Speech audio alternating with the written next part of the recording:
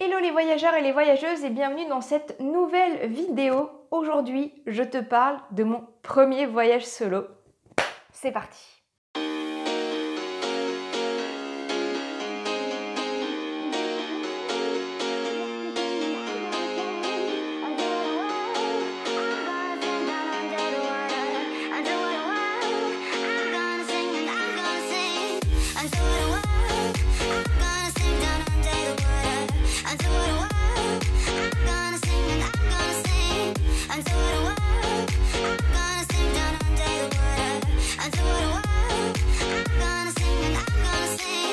Si tu m'as suivi sur les réseaux sociaux, tu sais que donc je suis partie pour la première fois en voyage solo, en road trip en France, en van, cet été.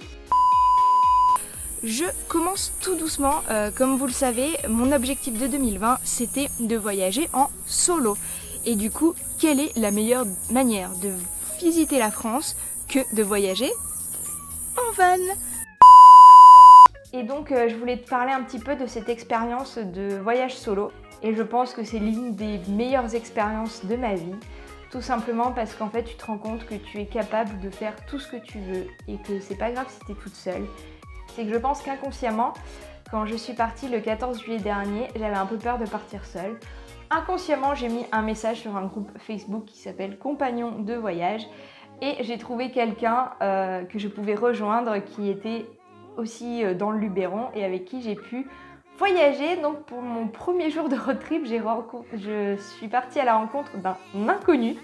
Oh my God. Quelqu'un que je ne connaissais pas, qui avait son propre van et tout, donc je me disais si vraiment ça se passe mal, je prends mon van et je me casse.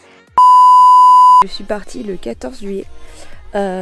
Et en fait j'ai fait une expérience un peu hors du commun, c'est-à-dire que je me suis trouvé un compagnon de voyage sur Facebook, c'est-à-dire j'ai mis une annonce, il a mis une annonce, on allait à peu près au même endroit et on a décidé de se retrouver donc tous les deux en van pour découvrir la région du Luberon. Et donc du coup on s'est retrouvés. Donc en fait je vous ai pas filmé hier la première journée qu'on a faite qui était vraiment cool. Je pense qu'on va... Au départ, on voulait peut-être rester calé là toute la journée ou une partie de la journée, mais moi, j'aimerais bien bouger, faire un autre petit village pour visiter un peu. Et il me quitte donc demain. Et donc du coup, je vous ferai vraiment une vidéo où je vous raconterai qu'est-ce que ça fait de partir avec un inconnu en voyage. Voilà, une expérience que je n'aurais pas pensé vivre et pourtant, me voici, me voilà. Bah écoutez, c'était une expérience assez particulière. Je pense qu'inconsciemment j'ai fait ça parce que j'avais peur d'être toute seule. Et en fait, ça m'a juste fait prendre conscience que j'avais vraiment envie d'être seule et vraiment envie de voyager par moi-même, prendre mes propres décisions et d'être libre en fait. Donc ça m'a fait du bien cette rencontre. D'un côté, j'ai commencé mon voyage par rencontrer une personne que je ne connaissais pas. Et c'est là où en fait je me suis rendu compte que j'avais besoin d'être seule parce que j'avais besoin de découvrir les choses à mon propre rythme. Que c'est difficile surtout de voyager avec quelqu'un qu'on ne connaît pas puisqu'on ne sait pas qu'est-ce que la personne a envie de visiter, qu'est-ce qu'elle aime pas comme activité, est-ce qu'on la suit, est-ce qu'on la suit pas, est-ce qu'on prend les devants, est-ce qu'on s'impose, est-ce qu'on s'impose pas. C'est un petit peu compliqué et pour le coup, en fait je me rends compte que quand tu voyages avec les autres, tu dois faire tout le temps des compromis. Et moi étant un petit peu timide, j'osais pas trop dire « Ah ben moi j'ai envie de faire ça ».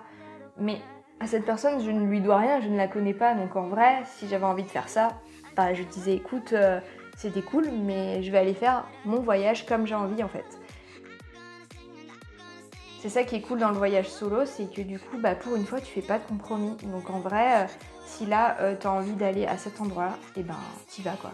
Du coup, en fait, je suis restée avec cette personne 48 heures, même pas. Dès que je suis partie, ça a été un élan de joie, en mode libéré, délivré. Libéré, délivré.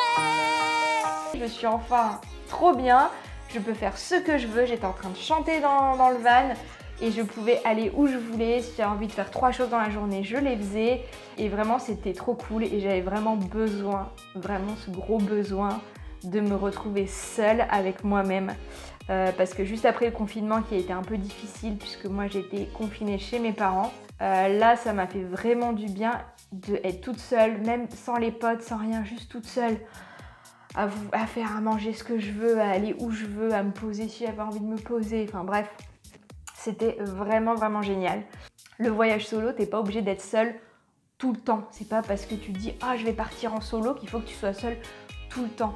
L'objectif du voyage solo aussi, c'est de rencontrer d'autres personnes, et là je le comprends vraiment après toutes les interviews de chères voyageuses que j'ai fait. Si tu connais pas Chère Voyageuse, va voir les vidéos qui sont là. Du coup, comme tu es seule, tu rencontres plus facilement des gens et c'est juste incroyable cette sensation et c'est juste ouf. Et donc hier j'ai fait une randonnée super et en fait j'ai rencontré des compagnons de balade dès le début de la randonnée au niveau du parking avec Chris et Marie, et c'était vraiment super cool. On a appris à se connaître, on a marché dans des lieux magnifiques, on a vu un lac de ouf. Et c'était vraiment trop bien, on a même vu une marmotte, donc c'est quand même incroyable. Mais ce que j'ai appris aussi dans ce voyage solo, c'est que j'avais pas forcément envie d'être toute seule tout le temps. Mais c'est vrai qu'au bout d'une semaine, t'as envie de plus être en contact avec les gens, le côté social un peu manque quand t'es vraiment tout seul. Et c'est pour ça qu'en fait au final, pendant mon voyage d'1 mois et demi, il y a eu 3 bonnes semaines où j'étais avec des gens. C'est-à-dire où j'ai retrouvé des amis qui étaient dans le coin, où j'ai rejoint des amis, ou des amis m'ont rejoint d'ailleurs dans mon trip. Soit j'ai retrouvé des personnes que j'avais rencontrées il y a longtemps, mais aussi j'ai fait de nouvelles rencontres et ça c'est juste incroyable. Déjà grâce aux réseaux sociaux, tu fais des nouvelles rencontres, donc j'ai pu faire 2 nouvelles interviews de chères voyageuses, donc c'était vraiment top, génial de rencontrer des voyageuses qui m'ont raconté leurs aventures, c'était vraiment top. Et j'avais toujours dans un coin de ma tête que je voulais partir 1 an, voilà, partir à l'aventure pendant 1 an. C'est ok de pas avoir envie de rester toute seule pendant 1 mois et demi. C'est ok aussi, si tu as envie de rester toute seule avec toi-même pendant 1 mois et demi, de rester toute seule. Moi, comme je suis partie à l'étranger pendant 2 ans, je pense que j'avais aussi besoin de retrouver mes amis. Et ça m'avait vraiment manqué, donc j'étais très contente de passer en fait presque 3 semaines avec mes potes. C'était une ambiance différente et je suis contente parce que ce 1 mois et demi de road trip, j'ai vécu plein de choses différentes. J'ai vécu le voyage solo, me débrouiller toute seule. J'ai vécu les voyages avec les potes et j'ai vécu des nouvelles rencontres. Je vais passer aux nouvelles rencontres qui se sont passées plutôt au mois d'août. Déjà une super rencontre au camping auquel je m'attendais trop pas, c'est notre voisine de camping. Donc en plus j'étais pas toute seule, j'étais avec ma pote Tiffaine. Coucou Tiffaine. Donc voilà, merci Babé. Maintenant elle nous a donné rendez-vous chaque année dans le camping, donc à bientôt, j'espère à l'année prochaine. Une autre rencontre totalement incroyable aussi que j'ai faite, c'était en randonnée. Et donc j'ai rencontré Marie et Chris, qui est un Hollandais, donc j'ai parlé anglais pendant 4 heures avec lui. Et en fait, tous les deux avaient été des voyageurs solo, et donc du coup c'était super cool. Et en fait, je me suis pas du tout retrouvée toute seule pour cette rando. Le soir, on est allé boire un verre ensemble et c'était vraiment une super rencontre. Et il n'y a que quand tu voyages en solo que tu peux faire des rencontres comme ça par hasard. Et c'est vraiment, vraiment, vraiment top. Je trouve que le voyage solo, c'est vraiment une super expérience que tout le monde devrait essayer de vivre. Mais pour les personnes qui ont peur et qui hésitent, ça va déjà vous permettre de briser cette peur de voyager seul. Et en fait, on a cette société qui nous dit bah non, tu peux pas aller au restaurant toute seule, non, tu peux pas aller au cinéma toute seule, non, tu peux pas voyager toute seule. Mais pourquoi en fait? Pourquoi tu dois attendre soit l'approbation des autres, soit de le faire avec quelqu'un? Tu vois, souvent je me disais ah j'ai envie de vacances, et la première chose que je faisais c'était d'appeler tous mes potes en disant est-ce que t'es dispo, j'ai envie de partir là, j'ai envie de partir là. Mais en fait maintenant je vais pas les appeler, je vais leur dire oh j'ai envie de partir là. S'ils veulent venir avec moi, tant mieux. S'ils sont pas dispo, tant pis. Je pense que le voyage solo, c'est vraiment une expérience où tu te sens vraiment libre. La deuxième chose que j'ai appris aussi pendant ce road trip, c'est j'ai appris à lâcher prise, à être moins organisée. Je voulais visiter des trucs, mais je me disais je visite un truc par jour. Et je prends mon temps. Donc tout ça pour vous annoncer également que le Solo Travel Challenge revient. Je vous en avais parlé au mois de juillet. Donc là, c'est la rentrée. Et du coup, ma mission, c'est de vous aider à créer et à organiser votre premier voyage solo. C'est pour ça que j'ai créé le Solo Travel Challenge. Ça vous permet d'établir les grandes lignes de votre projet. Et tout ça parce que je suis en train de créer un accompagnement pour les voyageurs et voyageuses solo qui veulent sauter le pas. C'est-à-dire qu'à la fin de ce challenge, je te propose de t'accompagner dans ce projet, de t'aider à tout organiser et de t'aider à appuyer sur le bouton réserver pour ton billet d'avion, pour ton train ou pour ton voyage qui arrive, avec une date précise, avec un budget, avec un itinéraire peut-être de près ou pas, en fonction de comment tu veux voyager.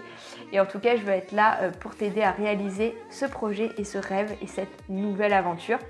Donc, la prochaine session du Solo Travel Challenge aura lieu le 14 septembre, ça dure une semaine. Pour t'inscrire, je te mets les infos là. Tu t'inscris comme ça dans ta boîte mail tous les matins à 9 h pendant une semaine. Tu vas recevoir des petits défis au quotidien pour t'aider à établir les grandes lignes de ton projet. N'oublie pas de les partager sur le groupe Facebook dédié qui s'appelle Solo Travel Challenge que tu peux trouver ici en barre d'infos. Et du coup, de partager en fait tes idées, de partager les résultats de tes petits défis sur le groupe parce qu'on a une communauté de voyageurs qui ont les mêmes envies que toi de voyage solo et qui hésitent à sauter le pas.